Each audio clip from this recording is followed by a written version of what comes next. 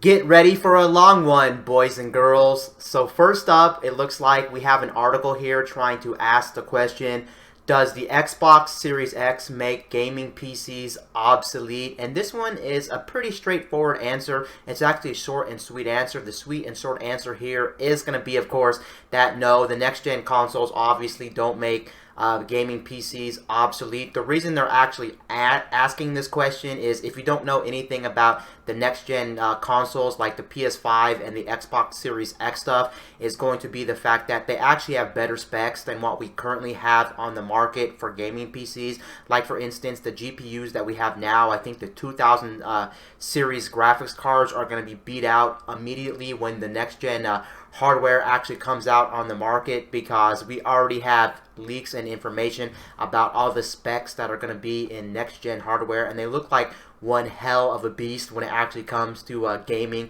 So for instance, they are going to be using AMD Zen 2 CPUs. They're going to be also using their own SSDs. So for the most part, you'll either have no loading times or very little loading times when it actually comes to games next generation. So overall, you can really just see that next gen hardware is flat out going to be flat out amazing. It's not like this previous generation, the Xbox One and the PS4, where when they first came out on the market, they were mid to high tier when you compare it to a modern day PC back when the PS4 and Xbox One came out. This is totally a different scenario, because it really does look like Sony and Microsoft are really trying to compete with PCs and really trying to blow them out the water, at least initially when the consoles come out, because of course after those consoles been out on the market for quite some time, of course people who make graphics cards and CPUs and everything in general are probably going to beat, of course, the next gen consoles, PS5 and the Xbox Series X. But for the time being,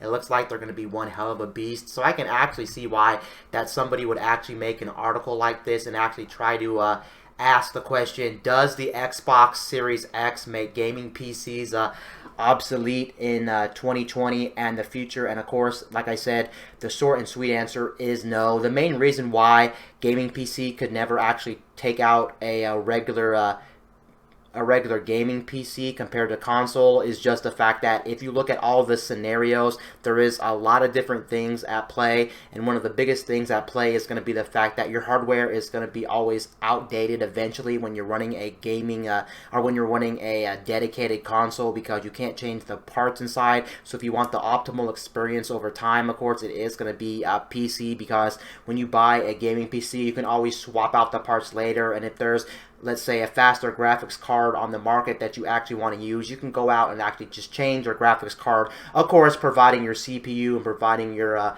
computer can actually handle that upgraded graphics card. So that's one main reason why PCs are always slightly going to be better than gaming consoles in the long run. And then one of the biggest reasons why a gaming PC is actually better than a console, without a doubt, is going to be the fact that you do have a box that's going to allow you to do a lot more than a console. Consoles are mainly strictly for gaming, of course, and then you do have some multimedia stuff at your disposal, like you can watch Netflix, you can watch YouTube, you can do a little bit of entertainment stuff there, but for the most part, that's all you're going to be doing on your console, and the primary use of a console is going to be gaming. But like a PC, you can play games, and then you can also do work on the side, since you are running like Windows and things like that. You do have a full operating system at your disposal, so you have more versatility with something like a PC, so it makes sense that PCs are just flat out better, and no matter how fast a gaming console actually gets, PCs will eventually catch up or actually take them out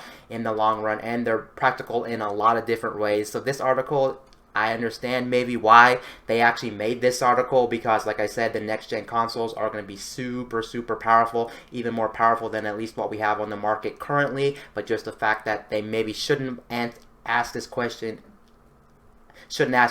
either, because it is also, if you think about it, kind of a silly question to be asking. Does consoles take out PCs in the long run? Most certainly not. I just thought it was very interesting that someone would even try to ask this on the internet. Now the next gen consoles are actually out on the market, are coming out on the market relatively soon. So let's get on to the next article on my list. So the next article on my list is actually going to be about Android phones, and it's actually going to be about how they lose value really fast compared to iPhone. And if you didn't know anything about Android phones, yes, most Android phones lose its value really, really fast. Like even 6 months after you buy like your flagship smartphone from like Samsung or Google and things like that, you automatically lose the value of your phone if you're trying to sell your phone to like a third-party reseller, or you're just trying to sell it off for cash. Most likely you do lose the value of your phone. And there's a lot of things to take in consideration, and a lot of things to why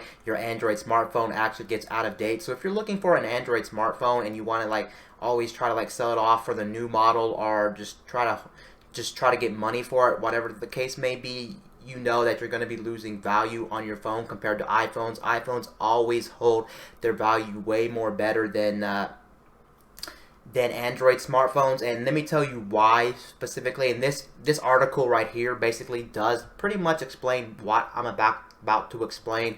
But I think it's an interesting thing to talk about values in different technologies, because technology always moves at a very fast rate. You guys know smartphones are coming out all the time, whether it's from Apple, whether it's from Samsung, whether it's from Google, Android, iOS devices, and things like this. And this is a very interesting to look at. Also, why do Android phones lose value so fast compared at least to the iPhone market and to what Apple has to offer in terms of smartphones?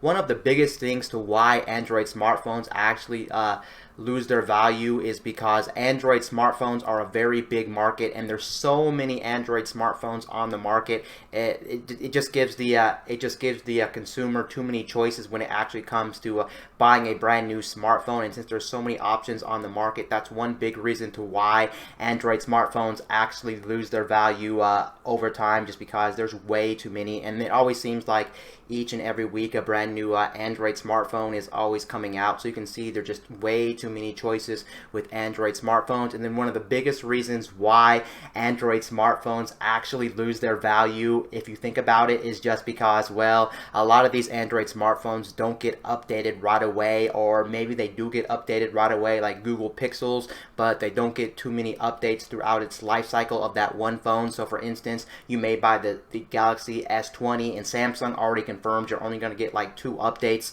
for the phone, and then after 2 updates you're going to be cut off, which does suck. You do have to realize with most Android phones, you're not actually getting the operating system from the actual company who made the phone. Like for instance, Samsung doesn't own the rights to Android, so they can't actually give you as many updates as they want. Unlike something like Apple can give you as many updates as they want since they own the rights to iOS, so it's much more easier to give you updates. They know the phone and things like that. And you also have to take in consideration Samsung and all these other manufacturers do have a lot of different Android phones, whether it's the current S20, the S10 line, the S9 line, the Note 10 line. They just have a lot of different phones that they always have to worry about, and trying to get the certification to all these different smartphones. I guess these Android manufacturers just don't want to do it, and sometimes Google won't work with them fairly and things like that. So that's one of the biggest reasons, and that's actually the main reason why a lot of these smartphones just don't resell on the market, because you don't want to buy a phone like an S9 right now and it's already out of date. When you look at something like the iPhone line is just iPhones are just devices that hold their value so well, because you get updates like all the time, and I think each device at least gets 5 updates from Apple. You can see the longevity of these phones are very good, and one of the biggest reasons why you'd want a phone to have as many updates as possible, of course, is not just because you got the latest and greatest from that manufacturer in terms of like the software and in terms of functionality, but due to the fact that privacy is actually a very big concern when it comes to security, privacy, and things like that. And you always want the latest and greatest with these smartphones. So for instance, if you buy like an old Android phone, you're most likely going to be out of date, and when you're out of date, you're going to have a lot of security breaches and a lot of security flaws in the Android operating system. So it does make sense to why somebody wouldn't want to buy an old phone that's already out of date, at least in terms of the software and things like that. So it does suck. But if if you look at it, it makes sense. It makes sense to, yeah, why these phones in general just lose their value over time very easy. And most time with most Android smartphones on the market, you have to realize that in about 6 months your smartphone may actually be already losing value, even though it is still the current flagship. Like for instance, you take a look at the S20, in 6 months most likely it's already going to be out of date or already losing money, just because, well, there's always a new Android smartphone coming out on the market. On top of that, the phone's getting a little bit older. Just all these different circumstances add up to where they just lose value, and it does suck. So if you're trying to get the most value possible out of your old smartphone, you may not want to buy an Android smartphone. You may actually want to look at iOS, just because iOS is much more profitable when it comes to the resale value of your actual device. So that's something that's just very interesting. Now, talking about the next article up here, I actually wanted to talk about more assistants. I kind of talked about assistants in my last episode, but I want to talk about assistants here, like the Google Homes of the world, Alexa, things like that. And this one is actually much just about Alexa, because the Alexa assistant from Amazon did get some brand new features. Nothing really too crazy, but there is one thing I do want to talk about which does actually make me super happy as a consumer. And this is a feature I've actually thought would have been practical from the start, and this one should have been just mandatory, and it should have been the law that these things had it, if you ask me personally. And I'm going to explain what I'm actually talking about. Let's go ahead and head over to the article. So you can see right here, Alexa adds severe weather alerts and new features for commuters. I'm not really interested or talking about the commuter stuff. The commuter stuff is interesting, and they're always adding new stuff to these assistants. But the big key takeaway here in this article is the fact that if you look at this article, it does say Alexa adds severe weather alerts. So that does mean if you live in an area, especially America, depending on where you live, especially like if you're in the Midwest, and you guys know here in America, maybe you don't if you're not familiar with the US, but the Midwest here in America, especially in the summertime, gets a lot of thunderstorms and a lot of tornadoes. Of course, you guys know tornadoes are just very deadly. They destroy stuff. You can potentially die and things like that. And it's actually nice now that you can get weather alerts. It'll pretty much go by county. So when your county gets like a thunderstorm warning, a tornado warning, maybe a winter storm warning as well, just any type of weather warning, you will be able to get it across on your Alexa, and it should notify you right away on your Alexa. Of course, you do have to set this up, and this isn't a thing you have to actually have, but it is nice. It does tell you how to set this up. If you actually want to set this up, you just say, Alexa, tell me when there's a weather alert, and it'll try to find your location and try to find your thing. But I actually think that's the biggest reason why you should actually own one of these now that they're actually rolling this out, because it is very practical and also very useful, because your phone may be out of battery, you may not have your phone on you, whatever the case may be. But with an assistant, most likely you always keep your digital assistant always on and always ready all the time. So it makes sense that this would be on and ready to notify you. And it's actually great too, because you guys know a lot of times with a lot of these different storms, especially tornadoes, sometimes they come at the middle of the night, like 2, 3, 4 o'clock in the morning, and then sometimes you're just not prepared and you didn't know a tornado was actually coming by or something like that, and it is very dangerous. But now with this in place, it should make our lives a little bit more better and a little bit more safer, knowing that you can get severe weather alerts now on your Alexa enabled smart home or smart speaker from Alexa. And I'm really happy about this, because I always wanted this ever since these things were like pretty much a thing. That was one thing that was always in the back of my head. Why can't we get alerts from like the National Weather Service? Because it would help a lot of people out there. And it is nice too that some people that are like old or maybe just can't move a lot, or whatever the case may be, they don't have to try to worry about also turning on their TV and things like that, or their radio. This thing's, like I said, always on. So it is just pretty awesome that you do have alerts at your disposal when there's a severe storm or whatever the case may be coming your way. You can always get notified from it. So that's actually pretty awesome that they're actually implementing this. I would have thought they would have implemented this a long time ago, but I guess they just thought it wasn't actually a useful feature. But you can see, even though a lot of people are scared of like these digital assistants that we do have today. You can see that in a lot of cases, though, they are very practical and very useful. Whether you think the government's spying on you or these companies are doing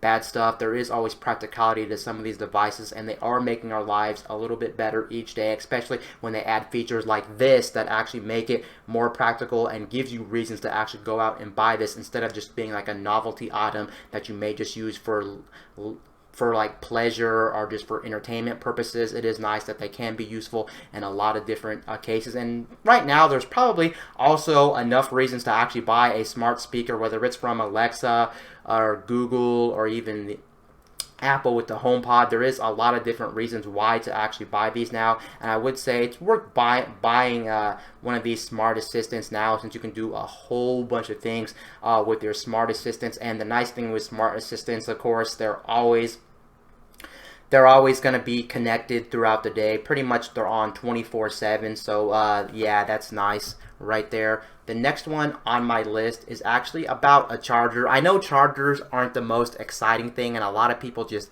don't want to hear me talk about like a computer charger or like a smartphone charger and things like that. But I actually think that this charger is actually interesting. It says it's on sale, but this is, I think, a couple days old, I want to say. So just disregard the price, but I did want to talk about this charger in particular because I actually think this charger is actually very interesting. It allows you to charge a smartphone and a computer all in one, which is actually extremely great. You can see you can fast charge your MacBook and your iPhone at the same time, and I thought that was actually pretty cool just because, well, it is nice to have one less charger to actually bring around with you in your book bag or in your luggage carrier, especially if you're a person that's traveling or maybe you go to school or whatever the case may be.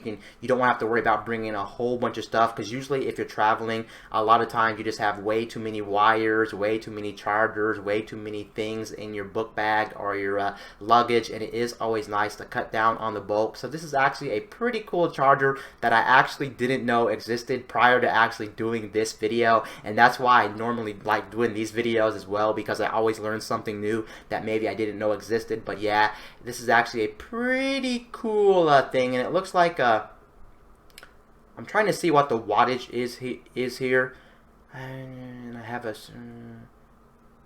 I don't really know the wattage here. You can look into this product, but here it is. It's by Uki. Oh, it's by Uki. Never mind. It's dual port 65 watt. For some reason, I apologize. I was looking at the article and I was like, is this Anker? But no, it's this Uki company, which is actually a very good company. I'm actually familiar with their products, but for some reason, I saw this picture right here and I thought this was like a Anker product, so I was confused here why they were talking about Uki or whatever it's called. I'm sure I'm pronouncing it wrong, but yeah, it's a 65 watt fast charger, so it should be pretty good. You do get high-speed charging, especially if you're on one of the newer iPhones that do support fast charging. The iPhone 11, iPhone 11 Pro, Pro Max, XS, XR, X, 8 Plus. You do get fast charging, which is very useful. This thing is actually kind of expensive. It's $41.99, at least here in the US. You can get this on Amazon right now. There's the listing right there if you wanted to try to get this charger. But for what you're paying for, actually, for the convenience of having a dual charger that actually allows you to charge two devices, I'm sure it'll allow you to charge more than just a MacBook and an iPhone. So disregard what's at the top of this actual article. It says MacBook and iPhone because, well, anything that runs off a USB, most likely you'll be able to charge it on this device. But yes, I really do think this is actually pretty practical, especially like the article says, if you do own a MacBook and an iPhone, it will be pretty cool to actually use this, and it would cut down on the actual clutter that you would probably be carrying around with you if you travel a lot. Even if you don't travel a lot, I can actually see this thing being very practical because just plugging in one charger to charge multiple devices is actually very useful, and I always love things that make our lives a little bit more easier or a little bit more seamless overall and cuts down on the clutter, because I'm not a fan of having like 4 or 5 different chargers for so many devices now that a lot of people may have 3, 4, 5 devices with them at all times. It just sucks that you have to have so many wires, so many cables, so many devices. It just gets to be a pain. So yeah, I just wanted to share with you guys a little charger that I actually thought was actually pretty brilliant and pretty cool. Again, it's 41. It's not the cheapest thing in the world, but it's also not the most expensive thing in the world. It is what it is, but there it is, right there. The next one is actually going to be about the Google search engine, because Google is actually changing the way that developers develop for websites now. It does look like they're trying to make this mentality now where they want every single website on the internet to be designed around mobile web browsing first. So if it's not actually have a user-friendly mobile website, I guess you won't be complying with their rules here. That's what it's actually talking about on this website right here. They want every single developer who makes web pages to be basically mobile friendly, and that does make sense if you think about it, especially in 2020. A lot of people do have mobile smartphones, and I do actually understand why they would want to do this, just because mobile is the future of technology. Mobile is moving, I think, at a faster rate than like PC technology or laptop technology, and more people every day are getting smartphones, are getting like tablets and things like that. So it does make sense. They'd want to make your lives a little bit easier by making sure each and every developer out there who do develop brand new websites or things like that are going to work with the mobile landscape when it actually comes to their website. So I understand completely why this is in place and why they're actually doing this. I don't know if you're going to get in trouble if you don't actually make your website mobile friendly and things like that. You can read some of the stuff right here. You can see our guidance on making all websites work well for mobile first continues to be relevant for new and existing sites. It says existing sites here, but the problem is somebody may not even be updating their website, and it may be an old ass website. So what are they going to do with your website? Are they going to contact you and say, hey, look, if you still own this website, you're going to have to update it to be mobile friendly if you haven't made it mobile friendly yet, and you don't have like a mobile way to view this website? Or are they just going to terminate your website because you haven't updated it to be user-friendly with mobile devices? But it's interesting.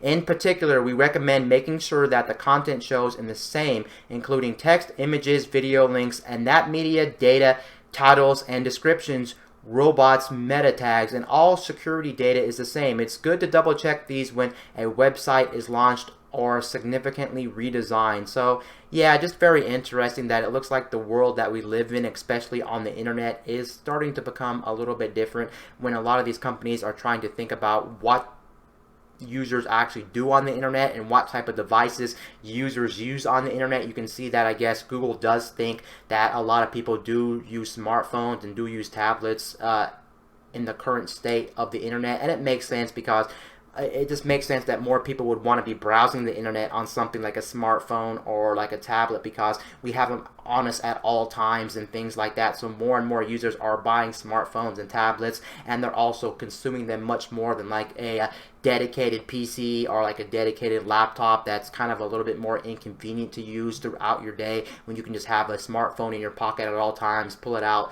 check something on the internet, and then put it back in your pocket. So yeah, I guess it's good for Google that they're trying to understand people's use habits of the internet and what devices they're using to make the internet a little bit more nicer place to actually be in when you're actually on the internet. The next article is actually going to be about hacking, and no, it's not about hacking a device per se, but it is actually talking about your vulnerability on the internet when you're actually on the internet, because let's face it, no matter where you are on the internet, you can always be hacked, whether you think you can be hacked or not be hacked. Even if like a company like Apple says, oh, the iPhone is secure, you guys know there's always hackers that can bypass certain security things in place, like for instance firewalls or antivirus programs and things like that. No matter what a company puts in place, there's always hackers that can actually find a way around it, and it's already proven that it's pretty easy to get around certain things depending on what type of person you are and depending on how smart you are with technology. So nothing is honestly really guaranteed when it comes to the internet. Of course, the only way to not get hacked, of course, is just to stay off the internet. But who can really stay off the internet when the internet is such a useful tool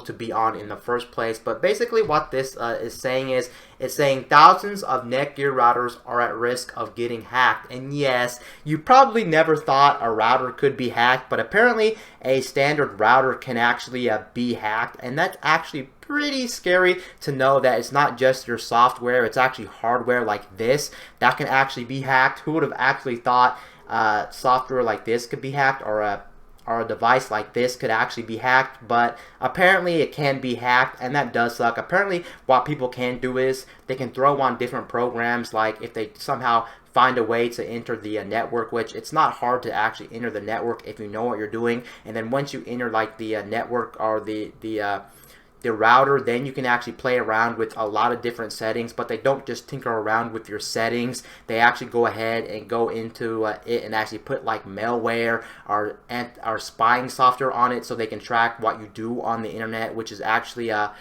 very scary. And this article pretty much just tells you how to protect your router if you own like a Netgear router. I'm sure if it's this router that can be hacked, almost all routers can be hacked in some form or fashion. So it's not just Netgear, but apparently right now, specifically the Netgear router does have some breaches on it, and it's not actually a good router to actually be owning, just because you can get hacked very easily. But then again, I guess if you already own this router or if you find it cheap, you can always probably try to eliminate your chances of being hacked with this router by of course updating it and doing all these things. I'm not really going to go over the steps you need to take to actually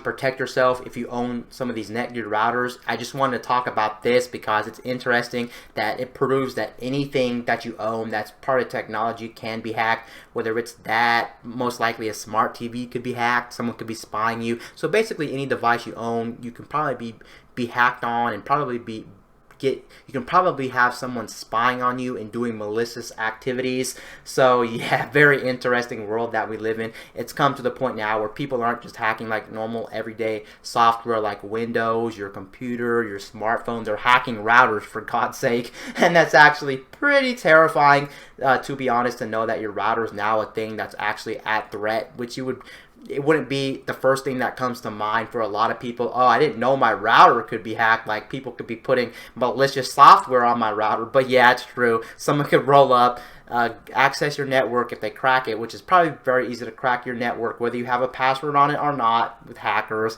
And then they put malicious software on it, and then you don't even know because you're not aware that routers can't even be hacked in the first place. Oh boy. But yeah, it's a scary world. But yeah, at least they're giving out information on how to fix your vulnerabilities if you have a Netgear router.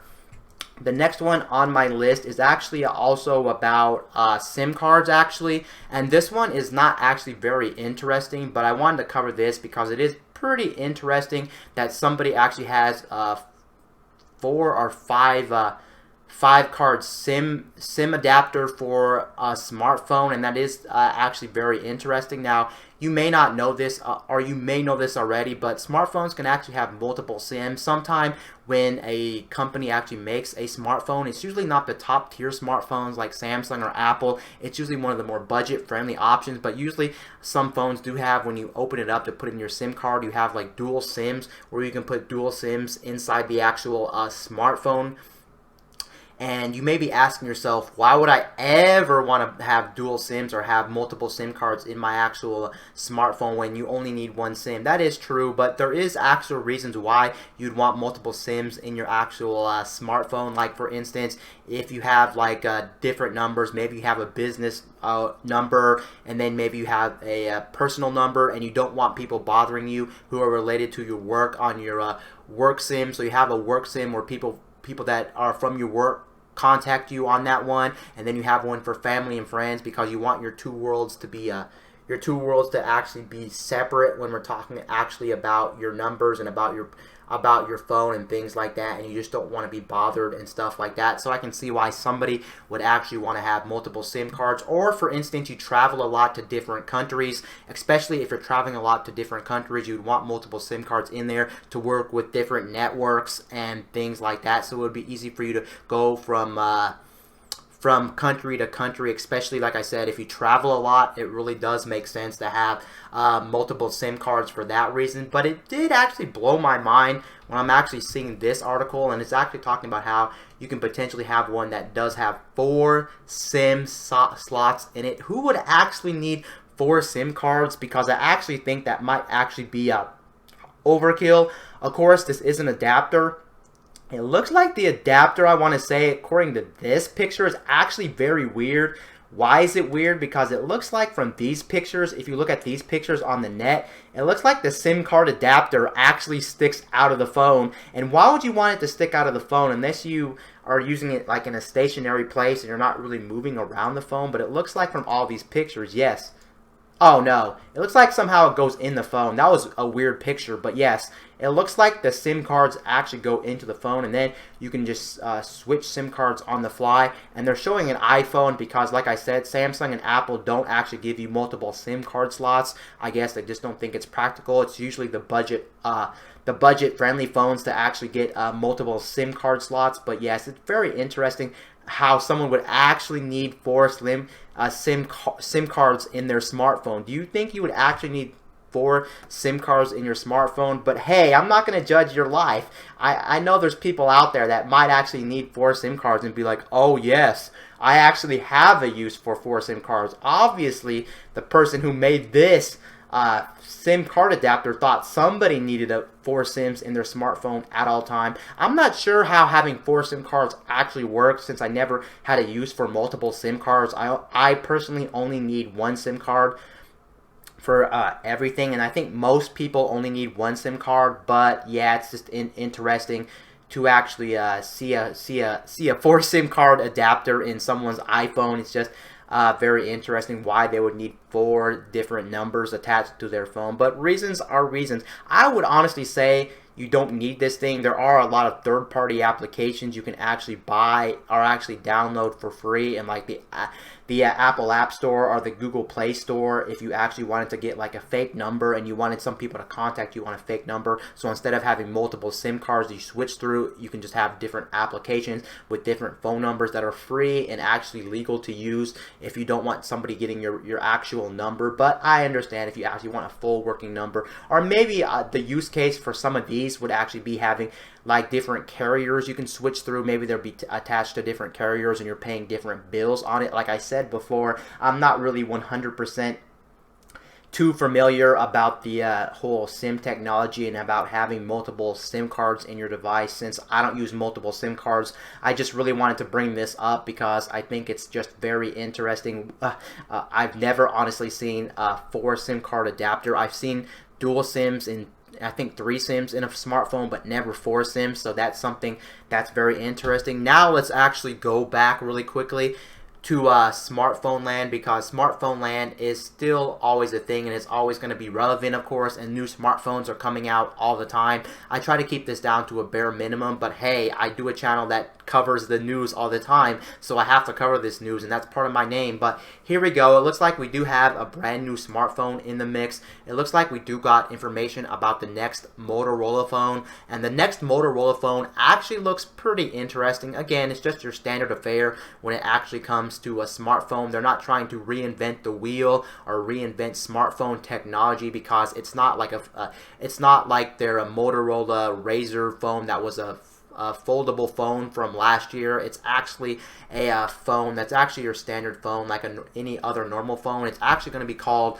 the Motorola Edge phone right here. Here is apparently the leaks and renders of this Motorola Razr phone. Look at the upcoming Motorola Edge Plus, it's going to be called. All these smartphones really do have a very ridiculous name, especially if they're like a Plus model or a high-end model. Do they call it Plus? Do they call it like Ultra? Do they call it Pro? What do they name these things? But there it is right here. You can see from the renders, it looks like an okay phone. It looks kind of boxy to me for some reason, which is, I'm kind of like 50-50 about the whole phone being like a boxy design. But the thing that's actually pretty cool about this device is the fact that, first of all, if you look on the front of the device, according to this article and according to these renders, again, keep in mind these are only renders, so who knows how realistic this is, but like I said, most likely these things get leaked out all the time over the internet, so it's pretty easy to actually see that this is probably going to be the real final form for this smartphone when it actually comes out on the market, because people have inside info on these, so most likely they're not wrong about the design. But the nice thing about this phone in particular is going to be the fact that apparently the cutout on this, the camera cutout on the front, is going to be super small. Apparently, even in 2020, there was that technology that came out a couple years ago where they had a company that actually made a smartphone with a camera under the glass, so you couldn't see the camera cutout, since all of the smartphones nowadays are always going to bezel-less designs. But yeah, it's actually pretty cool that it does actually look like that it is going to be one of the more smaller cutouts on the front of the phone when it comes to the camera, because you don't want something too obtrusive. I think the worst one so far for me definitely either has to go to the iPhones. I'm not really a big fan of the iPhone and how they have so many sensors on top and there's actually a big cutout. I wish they would get rid of those on the iPhone. It's not bad. I understand why Apple has those in place, just because, well, you look at the iPhone, they have, of course, the thing that tracks your eyes, the face unlock. Yes, face unlock for that. So I understand why they need so many sensors, but they could make it smaller or try to put it under the glass. The same thing with the S10, especially if you have the S10 Plus. The S10 Plus kind of has like one of the bigger cutouts there. It's not the most ugliest thing in the world, and it's not also the most biggest thing in the world, but just the fact that it does have two tiny cutouts on the S10 Plus is just not great. So it is always nice to try to get more screen real estate and not have something that kind of like bothers you. I know a lot of people are split. Do you like a big cutout? Does it bother you, or does it not bother you? Same thing with the camera punch out. How much does a camera punch out actually affect the way you use a smartphone and the way you look at it? Another thing talking about bad stuff, because that is a good thing, the camera cutout is small on this device, but one thing that's actually bad about this device is the fact that first off, they are bringing back the waterfall display. If you're unfamiliar with the waterfall display, that's pretty much where the sides of the actual smartphone on the screen are actually rolled off, and since they're rolled off, you get this curved looking display, and a lot of people aren't a fan of it. I guess it's really not a downside. It really just depends on the person. Me personally, even though I'm used to a kind of a curved display now. I know why people use curved displays, because they think it's futuristic and it just looks overall better. I will agree it looks better in concept, but in practicality, there actually is no reason to actually have a curved display or a waterfall display, because these displays are just not great for two main reasons. One reason, it makes your content look really weird, especially if you watch a lot of videos on the internet. They just don't look natural because things are rolled off on the sides. And then second of all, your hand can actually touch the sides and actually get a lot of accidental presses, since it is still a touchscreen on the sides of the waterfall display, and I'm just not a big fan of that. So many times on these waterfall displays, when I go to touch the display, or when I'm holding it, somehow my hand actually triggers something on the side or moves the display accidentally. So overall, I just think there's more downsides to these displays than upsides. I will say they look good, but in practice, they're not actually usable. So I don't know why Motorola actually thinks it's a good idea to actually bring back the waterfall display, when you can see something like Samsung. Samsung this year was actually a company that, with their S20 line, they actually went ahead and changed their waterfall displays, and they actually didn't use them this year. They actually went back to a flat display because a lot of people just did not like the waterfall displays, and on top of that, they understand it's just not that practical. The bad thing about this phone as well is the waterfall display on this one is much more aggressive than some phones. Like for instance, I think the S10 has a waterfall display, but it's not that bad. Like the S10 Plus, it kind of goes over the sides a little bit, but it's not that aggressive. But this one, you can see, is pretty aggressive, and you can see right away that obviously the display is actually going over the sides of the actual phone. So I'm just not really a big fan of that, but it's not that big a deal, but it does suck. and I'm not really a big fan of that. I know people are torn about that technology. Another nice thing about this, going to another positive, is the fact that where I'm moving my cursor right now on screen, you can see there is a headphone jack, and that is very rare because most people already got rid of the headphone jack. Apple started the trend. Samsung last year with the Note 10 finally got rid of the headphone jack. So many companies are getting rid of the headphone jack. It's just pretty much non-existing. So if you want a headphone jack, you have to look for like a budget-friendly option and things like that. But it's nice to see the headphone jack around. And yes, there still is, of course, a lot of practicality with a headphone jack, whether you use it or not. And I'm not going to go over why a headphone jack is practical, but yes, a headphone jack is actually practical. And then looking at the actual more renders of this actual phone, you can see that it is going to have multiple cameras on the back of the phone and things like that.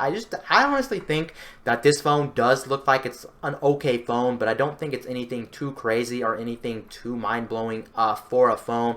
And honestly, I don't know why this article, well, there was an article out, not this one specifically, but there was actually an article out that said that this would go toe-to-toe with the Samsung Galaxy S20. Honestly, if I was to pick this or the S20, I would definitely go for the S20. I'm not a fan of Motorola's like skin on top of Android. On top of that, I just don't like the performance. They're lacking features, like not really features, but their smartphones aren't as polished as Samsung's. Like for instance, the screens are not as nice as what Samsung can provide. A lot of times the performance is just when it comes to Motorola, and trying to get updates for Motorola phones can also be a little bit iffy. It does look like it's still going to be a solid phone, but it's just going to be an okay phone, not anything too crazy, just okay. And Motorola is not really known for the best cameras on a smartphone, of course, so they're probably going to be behind the competition. But overall, it does look like a solid phone. I did want to cover this, and it still kind of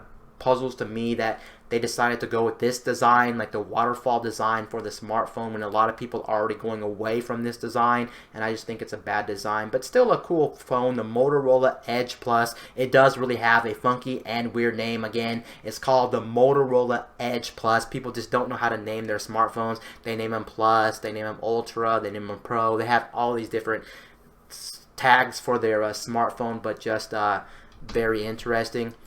Now let's actually move on. There's actually more rumors coming out right now that say that the Xbox Series X is actually going to underprice the PS5, which is actually very interesting. Do I actually believe that the Xbox Series X is actually going to be cheaper than the PS5? I honestly, in my belief, I actually honestly think that the Xbox Series X might actually end up being more higher than the PS5, because you look at the past consoles like the PS4 and the Xbox One. What happened when the PS4 and Xbox One came out? You guys know that the PS4 was actually a much more cheaper device. Not really that much cheaper, but it was $100 cheaper at launch compared to what Microsoft priced the Xbox One. But again, Xbox did force their customers to have the Kinect right out of the gate, so maybe that's why they decided to charge $100 more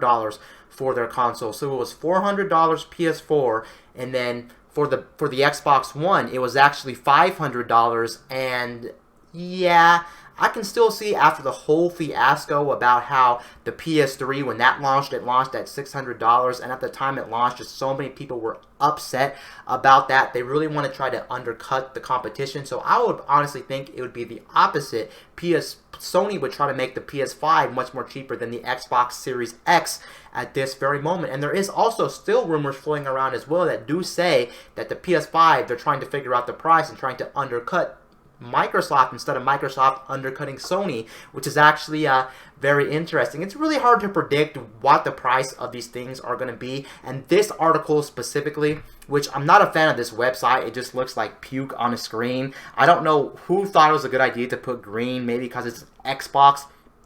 So let's go ahead and make a green screen, but I'm not a fan of this green because it's not a good green and it's just looks ugly. That's the internet for you. But anyway, it looks like the Xbox Series X is going to be $300 potentially. And the reason why it may be $300, you're sitting here asking yourself, $300? There's no way that the Xbox Series X can be $300, because if you look at a modern day GPU like one of the 2000 series, they go for around $700. I don't know which one, but I know one of the 2000 ones go for 700 something dollars. And of course, you can't make a console and put a better GPU apparently than the 2000 series. That's gonna be like $700, $800, $900, and you're gonna be losing money because you got to get all the parts for it and everything like that. You got to package it up. You got to try to sell this thing, and you're only going to charge $300. But you do have to remember, most likely, since Microsoft did actually call their console the Xbox Series X, what does Series X imply? Series implies that you're going to have multiple SKUs of an actual console. Same thing with the PS5. Apparently, they're going to have 2 SKUs coming out. They're going to have a PS5 and a PS5 Pro. Apparently, thus, just like this generation. I can actually see that being a thing, since now we're already accustomed to seeing different SKUs of a console. This generation, we already had it. It was the first generation where we actually got another console with more power. It wasn't just like a redesign of the current gen. It's actually a whole different system you can classify it as. So I can see where this $300 is coming from, just because they would have a smaller or much more cheaper Xbox that has less power, and then have a better Xbox with more power and maybe more features and more storage and things like that. Of course, for $300, you wouldn't get anything too crazy or anything amazing for $300. You'd probably be able to play your games at maybe 1440p or 1080p when it actually comes to the Xbox, if they do decide to go for $300. If that is the actual case, then I can actually see that being a thing. So I can see I could potentially see Sony maybe not being able to beat that, but time and time again, so many articles are coming out. It's hard to really say, do I believe this, or do I believe the price of the PS5 being cheaper than any of the Xbox series? But I don't think that the PS5, no matter what, could come out at $300, because I think in their thinking, the normal PS5 is going to be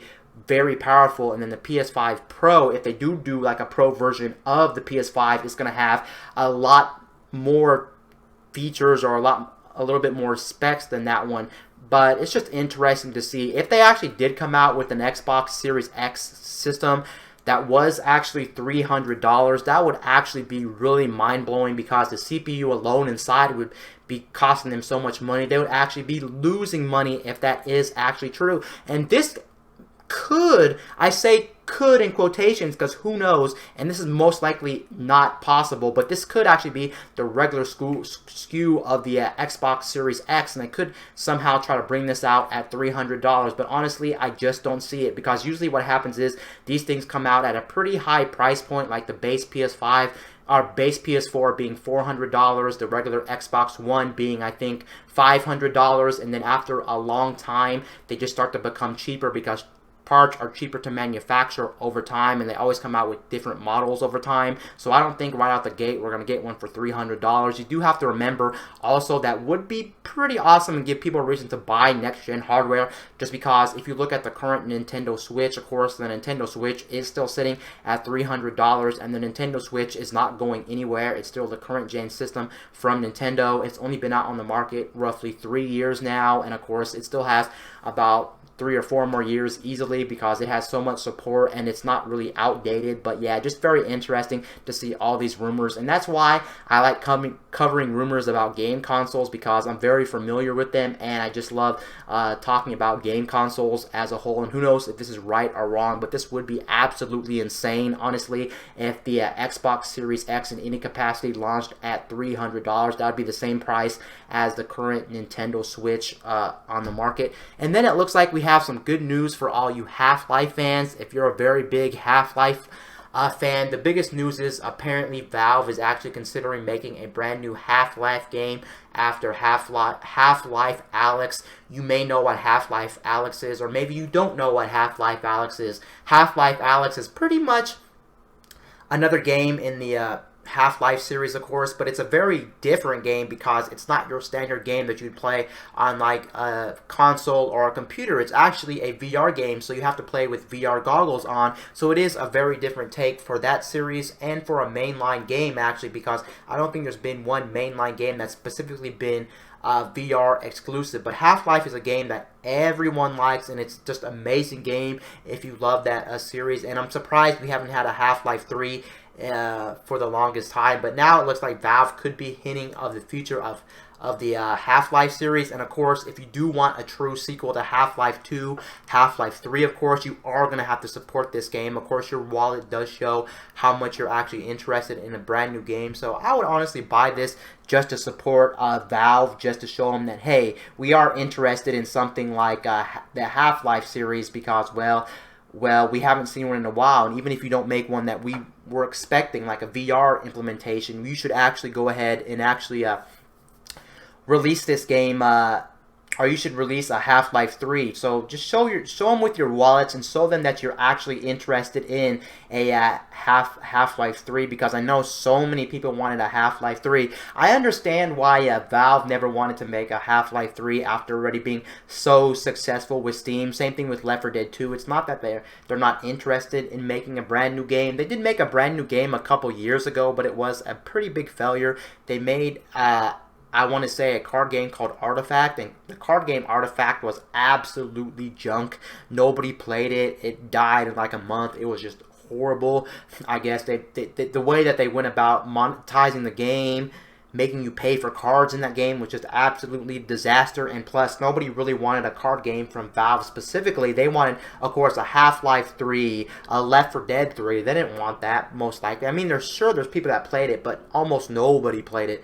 But yeah, it's interesting that we're even hearing stuff about how Valve may even be looking into stuff after Half-Life Alyx. Of course, that'll all depend on if they're willing to make it, but it really does boil down to money. Most times, a lot of the stuff, whether we get a brand new game or not, boils down to money, money, money. And Valve is in a situation where Steam is making them so much money, they just don't want to make another game. But it is interesting. So at least you should be very happy that they're even considering the future of Half-Life, and they may be going past Half-Life Alyx, and that does make sense. If they're willing to go ahead and already make a game in the Half-Life series, Half-Life Alyx, they may be making another game past that. At least you can see they show that they still care about this series, unlike another series, Left 4 Dead, that they won't even want to continue. But just very interesting, and you should be happy about this news that they're even considering something like another Half-Life game in the mix, potentially.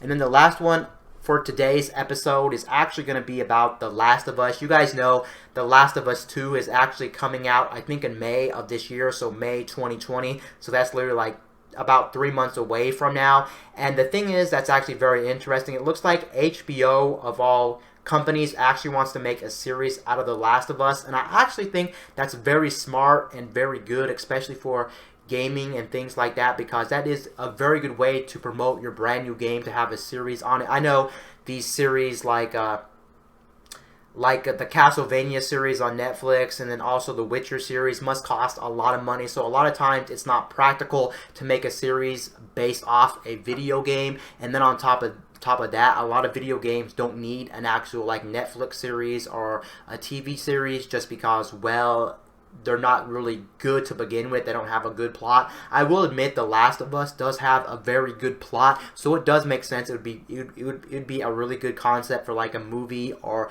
a TV show series, and I think they should actually do it, especially since The Last of Us 2 is coming out, and I think this would get a lot of people hyped for that. I remember when, more specifically, when The Witcher 3 TV series was actually being announced, a lot of people got excited for The Witcher, and a lot of people started playing The Witcher, which they hadn't played The Witcher prior to actually watching The Witcher 3, the Witcher TV series on Netflix, and they're like, well, now I have to check out The Witcher. So overall, it's a win-win. It's a win-win for HBO, because a lot of people like The Witcher, a lot of people who like The Last of Us series are going to want to go watch the actual movie or TV show, the TV series. I guess it is a TV series, excuse me. a lot of people are actually going to want to watch it because they're familiar with the game and they want to see what all the hype's about. And then there'll be people who just stumble across it and then find out it's a game later, or they already knew it's a game, but since they started watching the TV series, they're like, well, now I have to play the game and see what all the fuss is about. And that will be good for your brand, and that'll get people to buy the game who weren't originally interested in buying your game. And I think that's actually a very good marketing way to actually market a game, instead of just having like commercials. Commercials are good, like ads, TV commercials, bulletin boards based on a game, but just the fact that you're doing a whole TV show, especially if it's made amazingly, like so many people were blown away, more so of The Witcher's TV series, that made them want to play the game. And if this thing's made right and it just blows everyone out the water, then most likely a lot of people will be playing The Last of Us just because they watched the TV series on HBO. So yeah, I'm really a fan anytime they make a good implementation for an actual video game, and I'm actually glad they do it in TV form instead of making a movie, because movies aren't that long. There's more you can do in TV shows, just because TV shows can go on for quite some time. You can get different episodes, different plots, and things like that. So overall, this is very cool, and I might actually check this out. Granted, I never actually got around to checking The Witcher out on Netflix, which I might check out. Granted, I did actually watch Castlevania, and I actually thought Castlevania on Netflix was actually freaking amazing, and I actually like that. So if you haven't seen the Castlevania series on Netflix based off the video game series, I would honestly check that out. It's very cool, and it's definitely a worthy watch if you haven't watched that TV series. But yes, I am definitely a big fan of this, and it's cool that I never thought that they would actually be releasing The Last of Us TV series, but I guess it makes sense, and it's cool too. Like I said, it's a win-win for HBO and Sony and things like that. And yeah, that's pretty much gonna wrap it up for this video. Anyway, guys, this is Wayne from